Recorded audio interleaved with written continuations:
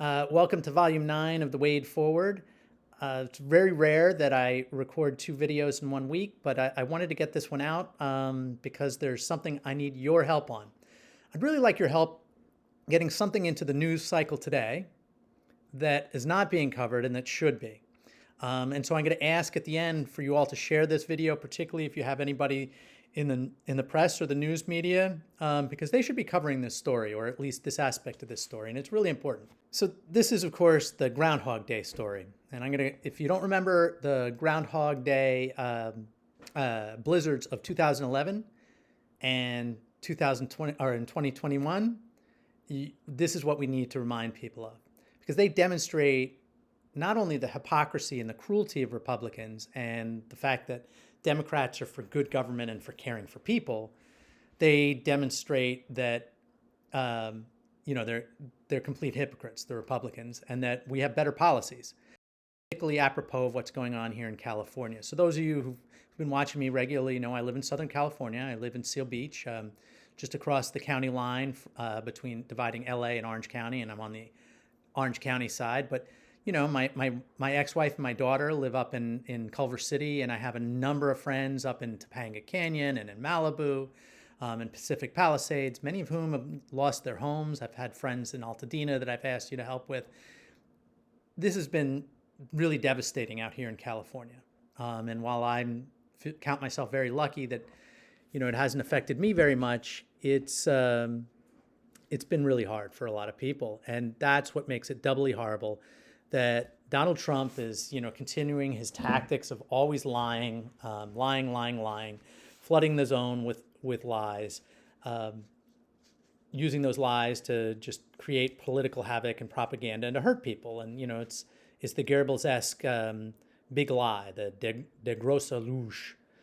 This is what he does. And so right now, I think everybody's aware that he's trying to take this disaster and blame Democrats for what is, you know, essentially an act of God, and a disaster in which overwhelmingly California fire agencies have been doing a heroic, amazing job, and the supporting state government state and municipal and county governments have been doing their part, and they basically reacted about as well as could be expected and have done everything they could. But the scale of what we're facing, both because California is very fire prone and we built in very fire prone areas, and because global warming is making fires much harder to fight and much more intense. And you know, we haven't had any rain literally in 8 months.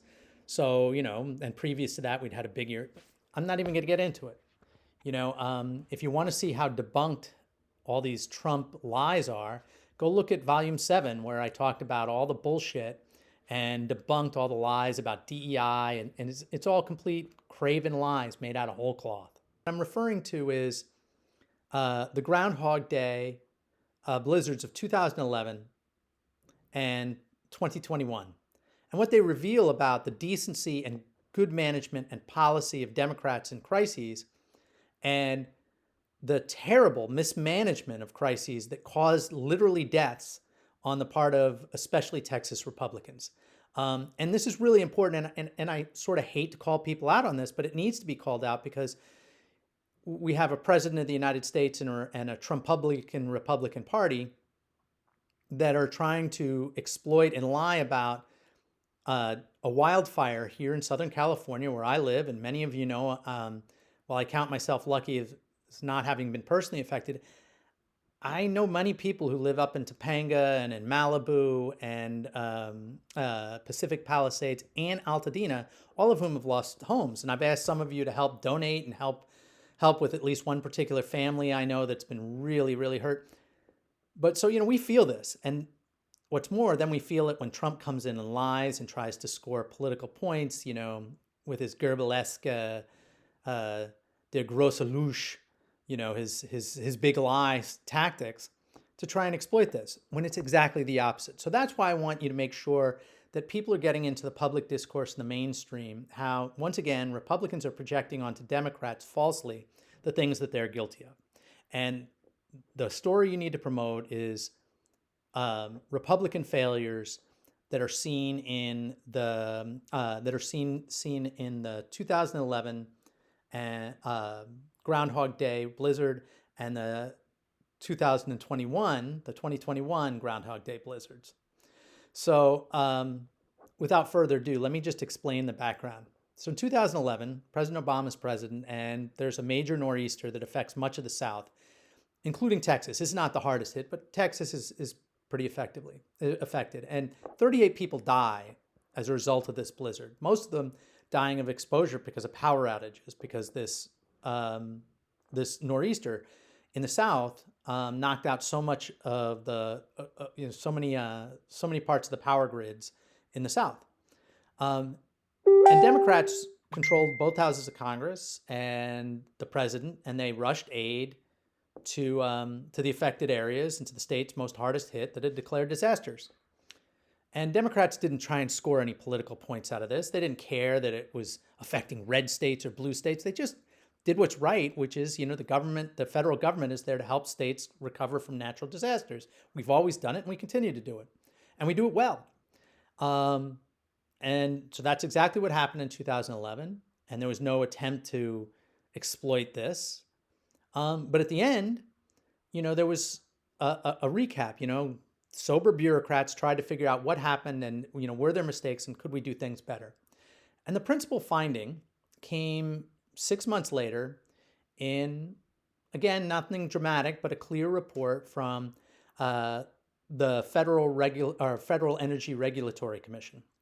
And the Federal Energy Regulatory Commission found the number one finding was that the problem, there was a major problem and a failing because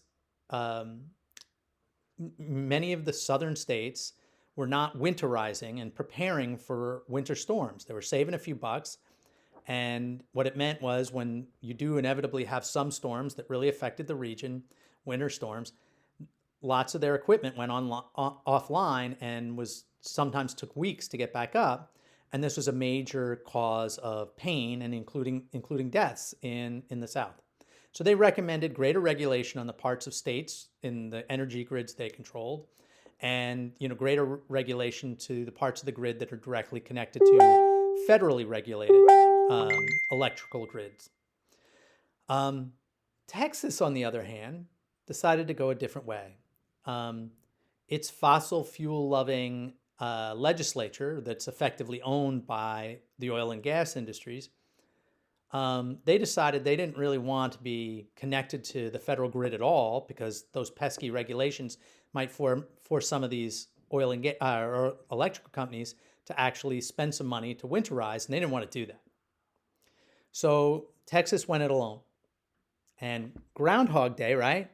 In 2021, there was another storm that struck again all across the southwest and southeast. Big major storm that was again called the Ground Hog Day Blizzard, this time the Ground Hog Day Blizzard of 2021.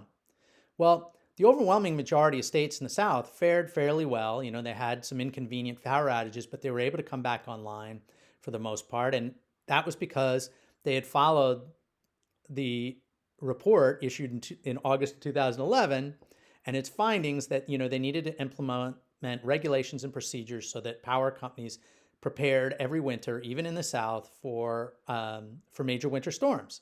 And so there wasn't too much loss of life.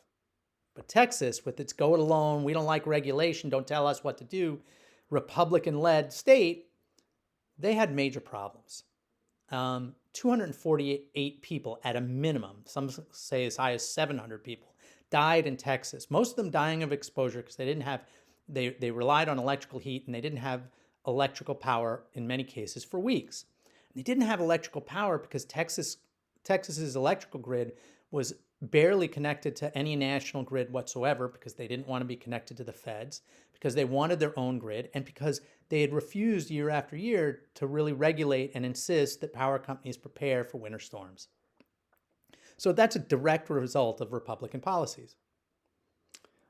President Joe Biden, did he gloat? Did he try and score political points? No. President Joe Biden and both houses of Congress, controlled by Democrats at the time, both houses, rushed and expedited aid to Texas where it was needed. And President Biden went to visit Texas and to really show his support for the people of Texas who are suffering. I recall even that Alexandria Ocasio-Cortez, the right wing's bugbear, the woke leader of the squad, she not only supported the aid, the federal aid, but she helped raise an additional $4 million to help people in Texas.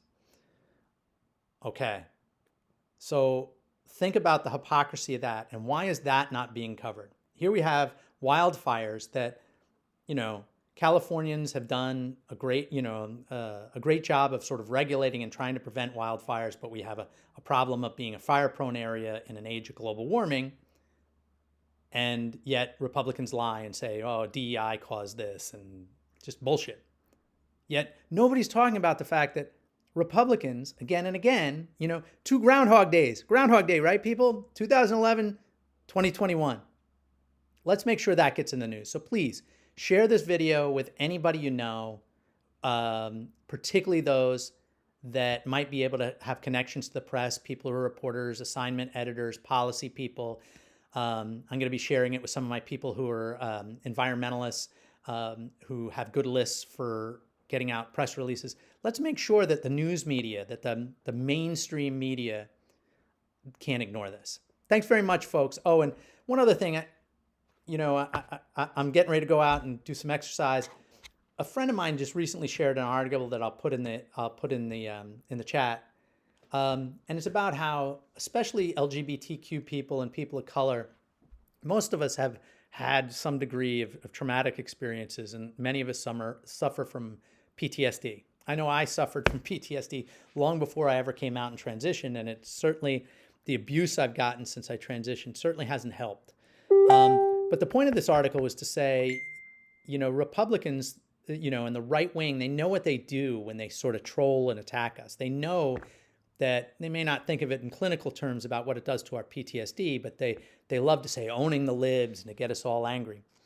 And so the article said, look, we've got to pick our battles and we can't be sucked in constantly. And it reminded us to have balance because particularly for those of us who suffer in communities with high rates of PTSD, we're less effective when we're triggered and really upset. So I'm trying to walk my own walk, walk the talk that I'm talking, and I'm trying to get a little balance. So you do the same. I'll share that article with you, and please do see what you can do to promote the real scandal of Republicans projecting once again their own sins upon Democrats and completely forgetting about the Groundhog Day storms of 2011 and 2021. Thanks very much, folks. See you soon.